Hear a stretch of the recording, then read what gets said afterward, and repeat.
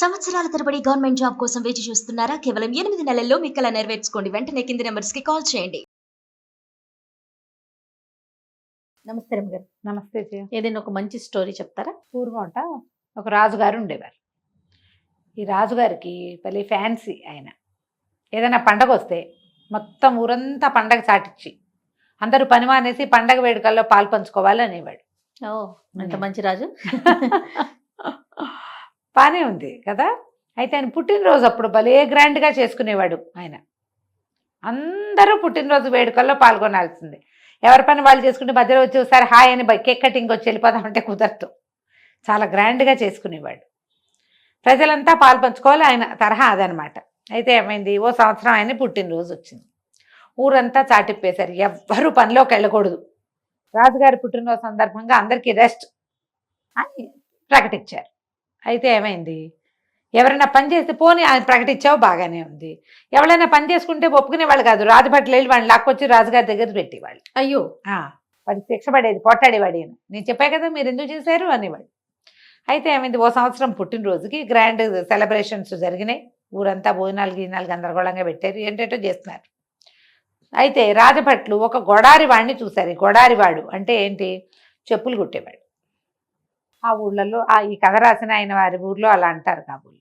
అయితే రాజభటులు చూసి, ఏరా నాయన, రాజుగారి పుట్టినరోజు, నువ్వేమిటి ఈ పని చేస్తున్నావు, పని చేయొద్దని చెప్పాం కదా, నేనంతా టమ్కేసాం, వినలేదంటే, పని చెప్పేది నాకు ఎలా గడుస్తుందండి, ఆయన పుట్టినరోజు అయితే నన్ను చేయమంటారు అన్నాడు. అనగానే అయ్యి బాబోయ్, వీడికి ఏమిటి మరీ పొగరబోతనంగా ఉంది, పట్టండి వీడినని ఇద్దరు రాజభట్లు చెరో రెక్కా పుచ్చుకుని వాడిని ఈడ్చుకొచ్చారు. రాజుగారి దగ్గరికి ప్రవేశపెట్టాడు. ఈ గోడారివాడు లోపలికి వెళ్ళాడు. రాజుగారు అడిగాడు, ఏమోయ్, నా పుట్టినరోజు సందర్భంగా నేను అందరినీ పనులు మానేమన్నాను, నువ్వు కూర్చుని పని చేసుకుంటున్నావు, ఏమిటి నీ ఉద్దేశం? బాబు, మీకు పుట్టినరోజు ఉంటే మీదండి, మా బండి ఎట్టా నడుస్తుందండి? మా బండి నడవదు, రోజు కుడితే కానీ నా కథ నడవదండి అన్నాడు. రాజుకి ఆశ్చర్యం వేసి, అదేమిటి, నిన్న మొన్న అటు మొన్న సంపాదించావు అవన్నీ వెనకేసుకోలేదంటే వేసుకోలేదండి అన్నాడు. రాజు ఆశ్చర్యపోయాడు. నువ్వు రోజు పని చేస్తావు, రోజు డబ్బులు వస్తాయి, వెనకేసుకోకుండా ఎలా ఉంటావు, అసలు చెప్పు, నీకు ఎన్ని డబ్బులు వస్తాయో చెప్పు అంటే, నీ బాగా ఆలోచించి 6 అణాలు వస్తాయండి అన్నాడు. అనేసరికి తిండికి వాటికి నీకు ఎంత ఖర్చు అవుతుందో చెప్పు అన్నాడు ఆయన. నేను నా భార్య తినడానికి 2 అణాలు ఖర్చు అవుతుందండి, మా తిండికి సరిపోతుంది అన్నాడు. అప్పుడు రాజు అన్నాడు, మరి 6 అణాల్లో 2 తీసేస్తే 4 ఉండాలిగా, 4 అణాలు వెనకేసుకోవాలా నువ్వు అంటే, ఏం చేస్తానండి, 2తో రుణం తీరుస్తాను, 2 అణాలతో 2 అణాలతో రుణం ఇస్తున్నానండి అన్నాడు. రాజుగారు ఆశ్చర్యపోయాడు. ఒరి నీ బతుకు, 2 అణాలు, రోజుకి 2 అణాలు అప్పు తీర్చాలంటే నువ్వు ఎంత తీసుకున్నావు? పోనీ తీర్చావనుకో, మరి ఇస్తానంటావేమిటి, అప్పిచ్చేంత స్తోమత ఉందా నీకు అనేసరికల్లా, అది కాదండి, రుణాలు తీర్చడం అంటే, రాజుగారు ఆ వాక్యాలు పదే పదే మననం చేసుకుంటున్నాడు. ఏమిటో చెప్పు సరిగ్గా, నువ్వెవరికి ఇస్తావు, ఎవరికి తీసుకుంటున్నావు, ఏమిటి చేసావు అని అడిగేసరికల్లా ఇతను చెప్పాడు, కాదండి, మా నాన్న వృద్ధుడు, ఆయన ఏం పని చేయలేడు, చిన్నప్పుడు అంతా నన్ను సాకాడు, ఈ చెప్పులు కుట్టడం అన్నీ నేర్పించాడు, వ్యాపారం చేయటం ఎలాగో నేర్పించాడు, పని చేయటం నేర్పించాడు. ఇప్పుడు కాళ్ళు కీళ్ళు కిందయి కూర్చుంటున్నాడు, ఆయనకి తిండి ఎట్లా గడుస్తుంది? నాన్న ఇంత చూశాడు, నన్ను పెళ్లి కూడా చేశాడు, మరి ఆయనకి రుణపడి ఉన్నాను కదా, 2 అణాలు ఇచ్చి మా నాన్న రుణం తీర్చుకుంటున్నానండి అన్నాడు. రాజుగారు ఆశ్చర్యపడి, అవురా, అలాగా, నీ తిండికి అయ్యే 2 అణాలు నువ్వు మీ నాన్నకి ఇస్తావా రోజు? భలే బాగుంది, రుణం తీర్చుకోవడం, నీ పితృభక్తికి చాలా మెచ్చుకుంటున్నాను నేను. అందరూ నీలాగా ఉండాలి, కొడుకన్నవాడు నాన్న రుణం తీర్చుకోవాల్సిందే, అద్భుతంగా చేస్తావు, బాగుంది. మరి ఇప్పుడు 2 అణాలు అప్పిస్తున్నానంటున్నావు, రుణం ఇస్తానంటున్నావు, ఎవరికి ఇస్తున్నావు అని, నా కొడుకేనండి అన్నాడు.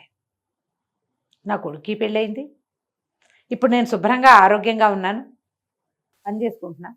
ఇప్పుడు మా నాన్న కీళ్ళు కిందయి నా మీద పడ్డాడు, రేపొద్దున నేను కీళ్ళు కిందయి నా కొడుకు మీద పడతా, మరి నా కొడుకు నన్ను చూడాలంటే వాడికి నేను రుణంలో ఉండాలిగా, అందుకని రోజు 2 అణాలు వాడికి ఇస్తానండి అన్నాడు. రాజుగారు మళ్ళీ ఆశ్చర్యపడి, పోరిని తెలివి, నీ కొడుకు నిన్ను చూడాలంటే వాడికి మధు పెట్టాలి నువ్వు, లోక సహజమైన సంగతి కదా, మరి ఇవి జరిగేవే చెప్పుకుంటే ప్రత్యేకంగా ఉంది. రాజు చాలా ఆశ్చర్యపోయి, 2 అణాలతో రుణము తీర్తును, 2 అణములతో రుణమిత్తును, 2 అణాలతో రుణము తీర్తునని పాటలాగా పాడాడు.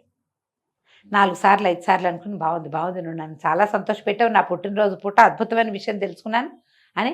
ఒరే గోవిందు, నీకు ఒక మాట చెప్తాను, నేను ఇది పొడుపు కథలాగా ఆస్థానంలో అందరికీ చెప్తా, నువ్వు మాత్రం ఈ రహస్యం ఎవరికీ చెప్పకూడదు అనేసరికి ఈయన అన్నాడు, ఇతను అది కాదండి, నేను మీతో మాట్లాడాను, ఈ మాట ఎట్లా దాచుకోను కడుపులో, పోనీ ఒక గడువు పెట్టండి, ఎన్నాళ్ళు చెప్పకుండా ఉండాలో చెప్పండి అంటే. రాజన్నాడు, 100 సార్లు నా దర్శనం చేసే వరకు నువ్వు ఈ విషయం ఎవరికీ చెప్పద్దు.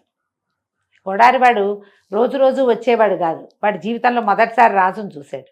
100 సార్లు చూడాలంటే వాడు బతికుండగా అవుతుందా? అది అవదు.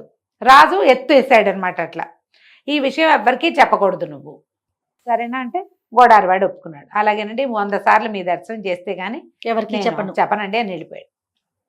మర్నాడు పొద్దున బర్త్డే సెలబ్రేషన్స్ హడావిడి అంతా అయిపోయాక సభ తెచ్చారు. ఆహాహా, బర్త్డే చాలా బాగా అయింది అని ఇవన్నీ మాట్లాడుకుంటారు. మనం చేస్తాంగా పార్టీ, మర్నాడు బోల్డని డిస్కస్ చేస్తాం మనం. అలాగే రాజుగారు కూడా డిస్కస్ చేయబోయారు. మంత్రి సామంతులు అందరూ కూర్చుంటే రాజు అన్నాడు, నిన్న నా పుట్టినరోజు పూట బ్రహ్మాండమైన పొడుపు కథ ఒకటి తగిలింది, ఎవరు విప్పుతారో చూస్తా. 2 అణములతో రుణమునిత్తును, 2 అణములతో రుణము తీర్తును, లేదా ముందు తీర్తును తర్వాత ఇత్తును. దీని అర్థం ఏమిటో వివరించండి. అందరూ మొహామొహాలు చూసుకున్నారు. ఏమిటిది, ఏం పాయింట్?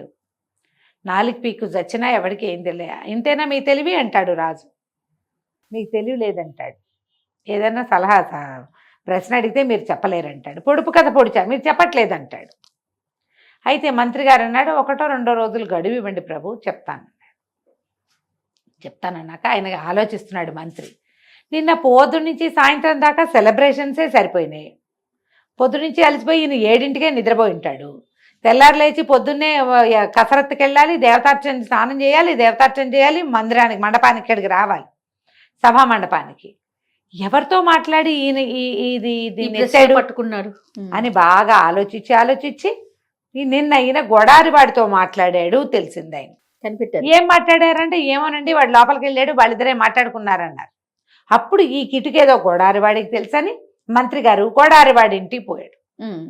పోయి, ఏరా అబ్బాయి, నిన్న రాజుగారు నువ్వు ఏం మాట్లాడుకున్నారు చెప్పు. ఏవో మాట్లాడుకున్నామండి అన్నాడు గొడారివాడు. అనేసరికి మంత్రి అన్నాడు, అట్ట కాదురా, రాజుగారు ఒక పొడుపు కథ పొడిచాడు, దాని మూలం నువ్వని నాకు అనుమానంగా ఉంది. మీరేం మాట్లాడుకున్నారో చెబితే అప్పుడు నేను నీకేమైనా ఇస్తాను, దానికి ఏమైనా సహాయపడుతుంది, ఏమైనా ఇస్తాంటే ఏమి ఇస్తారండి అన్న, నీకు ఏం కావాలంటే అది ఇస్తాను రా అన్నాడు. సరే, ఒక 100 కాసులు ఇప్పించండి, నేను నా కుటుంబం బతికిపోతామని గొడారివాడు చెప్పాడు. వాడికి వచ్చేది ఎంత రోజుకి 6 అణాలు, కాసు అంటే 16 అణాలు, అలాంటివి 100 అడిగేసరికి ఆయన సరేనని రొంటి నుండి ఒక 100 కాసుల మూట అప్పటికప్పుడే మనకు పర్సు ఉంటుందిగా, ఎత్తి చేతిలో పెట్టాడు. వీడు ఒక్కొక్క కాసు చూసి పక్కన పెట్టి 100 కాసులు లెక్క పెట్టుకున్నాడు. లెక్క పెట్టుకుని ఏం జరిగిందో విషయం చెప్పేశాడు. అయ్యో చెప్పేసరికి మంత్రి గారు విషయం పట్టుకుపోయాడు. మర్నాడు పొద్దున సభలో ఇలా చెప్పాడు, ఒక వ్యక్తి తన సంపాదనని గురించి ఒక వంతు తను ఉంచుకుని ఓ 2 వంతులు పితృ రుణం తీర్చాలి, 2 వంతులు కుమారులకి రుణం ఇవ్వాలి. మనం పెద్దవాళ్ళని చూసుకోవాలి, పిల్లల్ని చూసుకోవాలి. పెద్దవాళ్ళనేమో వెదవాళ్ళని ఎందుకు చూస్తాము, మన రుణం తీర్చుకోవడానికి చూస్తాం. పిల్లలని వాళ్ళు మనకి రుణపడడానికి చూస్తాం. ఈ కథ అంతా చెప్పేసరికల్లా అందరూ చప్పట్లు కొట్టారు. రాజుగారు సంతోషించాడు, కానీ ఆయన కొళ్ళు మండిపోయింది. ఈ విషయం మీకు ఎవరు చెప్పారు, నిజం చెప్పండి అని మంత్రిని బెదిరించాడు. కోడారివాడు చెప్పాడండి అన్నాడు ఆయన. ఓహో, నేను పచ్చి పాప వచ్చేసింది, అన్న దుర్మార్గుడా, నేను చెప్పే కదా నీకు చెప్పొద్దని. ఆ కోడారివాడిని పిలిపించి ఏరా అబ్బి, జరిగింది చెప్పావు, నేను కాదన్ను, కానీ 100 మార్లు నా దర్శనం చేస్తే కానీ చెప్పొద్దన్నాను కదా అంటే, అయ్యా 100 మార్లు మీ దర్శనం చేశానండి అన్నాడు కోడారివాడు. అనగానే రాజు ఆశ్చర్యపోయాడు. నిన్న అది జరిగింది, ఇవాళ ఇది జరిగింది, మొన్నటి తర్వాత నువ్వు ఇవాళే వస్తున్నావు, ఎప్పుడు చూసావు నువ్వు 100 మార్లు ఇలా దొంగ పదాలు ఆడతావు నువ్వు అనేసరికి, నేను అబద్ధం ఆడలేదండి, పెద్ద మంత్రి గారిని పిలిపించండి. మంత్రి గారు వచ్చారు. అయ్యా, మీరు నాకు 100 కాసులు దయచేశారా దయచేయలేదా అని అడిగాడు. రాజుగారు ఎదురుకుండా ఉంది. ఇప్పుడు నేను లంచం ఇచ్చానని చెప్పాల్సి వచ్చింది. 100 కాసులు ఇచ్చాను స్వామి అన్నాడు. ఒక్కొక్క 100 కాసులని నేనేం చేశానండి అన్నాడు. లెక్క పెట్టుకున్నావు అన్నాడు. ఎలా లెక్కెట్టానండి అన్నాడు. మంత్రికి అర్థం కాలేదు, ఏమిటి ప్రూవ్ చేయడానికి చూస్తున్నాడు వీడు, ఇప్పుడు ఏం ప్రూఫ్ కోసం వీడు చూస్తున్నాడంటే కాసులు చూసుకున్నావు అని. కాసు మీద ఎవరున్నారండి అన్నాడు. కాసు మీద రాజుగారి బొమ్మ ఉంది. 100 కాసులు చూశాడు, 100 సార్లు మీ దర్శనం చేశా అయిపోయింది. కాబట్టి చెప్పానండి.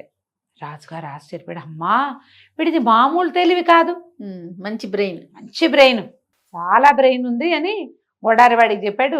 వాడికి ఇంకో 100 కాసులు ఇచ్చి, నువ్వు ఆరణాలు సంపాదించద్దు, మాకు ఆస్థానంలో సలహాదారుగా ఉండు, ఓహో, రోజు వచ్చి ఇక్కడ కూర్చో, ఏదైనా మంచి ఐడియాలు ఇద్దుగానని చెప్పి వాడిని పంపించేశాడు.